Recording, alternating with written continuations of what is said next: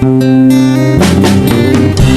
ka man lang nagising, di ka man lang nagsikap, pinabayaan mo ang iyong kinabukasan. Kamusta mga boss? Welcome muli sa aking channel, Ang Kanta Kwento. Ngayon, pag-usapan natin ang France Rhythm. Saan nga ba hango ang pangalan ng kanilang banda? Malamang ay halata naman na ito'y hinango mula sa pangalan ng Padre de Pamilya ng Birad family, na walang iba kundi si Francisco Birad. Siya ang ama ng tatlong talentadong bata na sina Chen, Char at Dodds, at ang pinakamamahal na mister ni Arlene Birad. Pagkwentuhan natin ang kanyang talento sa pag-awit at paghawak ng mga instrumento.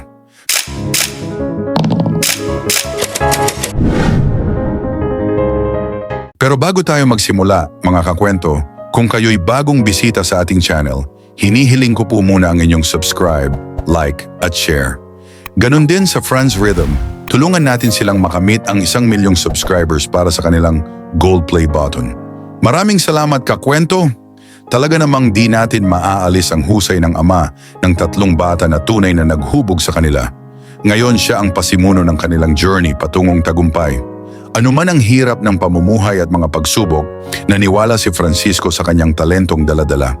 Kaya naman sa pagkapit niya at paniniwala dito, dumating na ang oras na masasabi kong unti-unti na niyang natatamasa ang pagtatagumpay sa larangan na hindi niya binitawan, ang pagmamahal sa musika.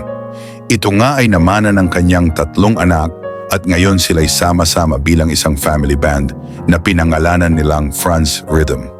Kaya naman, kung mahusay ang tatlo niyang anak sa pag-awit, aba, syempre kanino pa ba ito magmamana?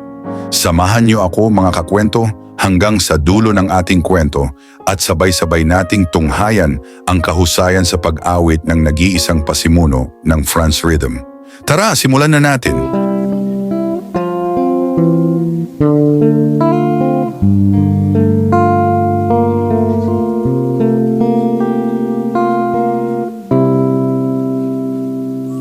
Kay tagal na ako'y dumadalangin kung kailan ba sa akin ay darating.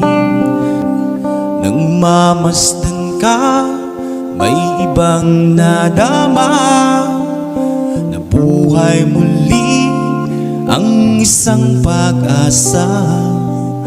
Sabing ikaw at wala ng iba ang hinihintay ko makita.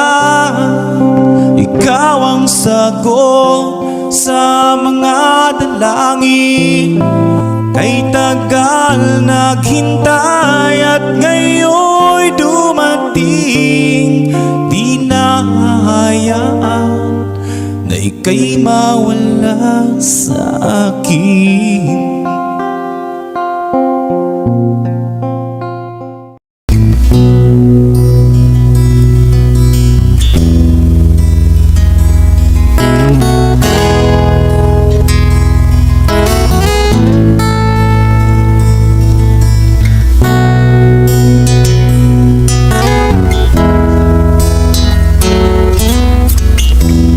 Nasaan ang pag-ibig mo?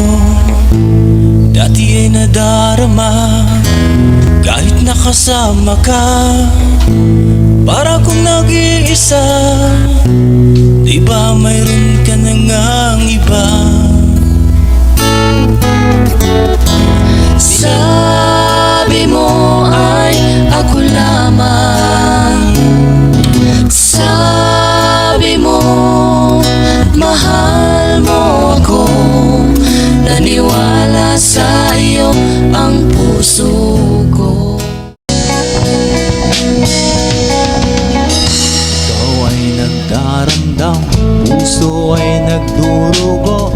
Hindi mo yata alam kung saan ka patungo. Hindi ka sigurado, ikaw ay napupuwing, minsan nabubulaga. Mata ay nakapiring, daan ay kadiliman.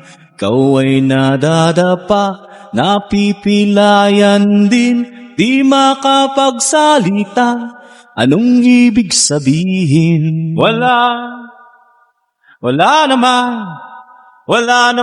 perpektong tao. Ano ba ang epekto kung meron kang depekto?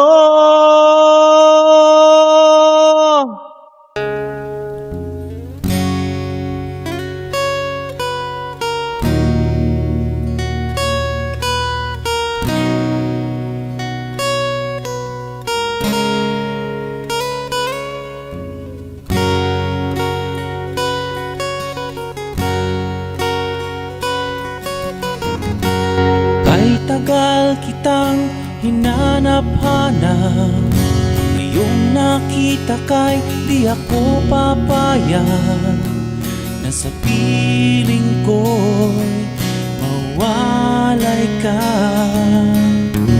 Huwag sana magbabago.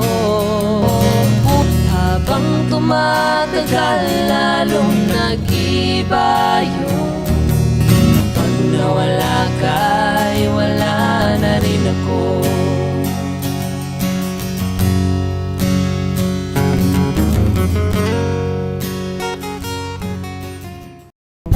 A certain kind of light that never shone on me. Live with you.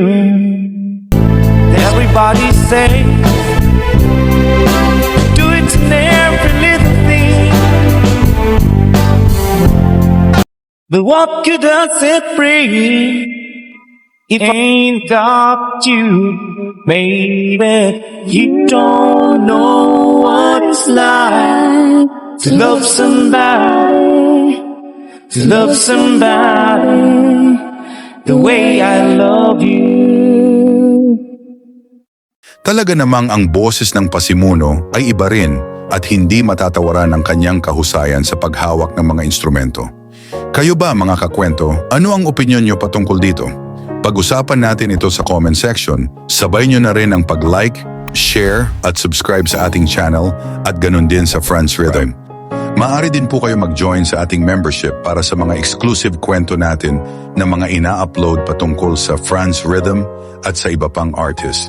Ito'y sa halaga lamang na 20 piso at ma-access nyo rin ang ating kanilang emoticon para sa ating comment section. Salamat mga kakwento sa pagsama sa akin hanggang sa dulo ng ating kwento. Muli ito ang kanta kwento na nagsasabing, mabuhay ang talentong Pilipino. Salamat sa lahat po. Salamat sa lahat po.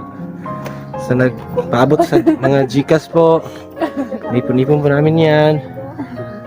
Sobrang saya po namin lahat.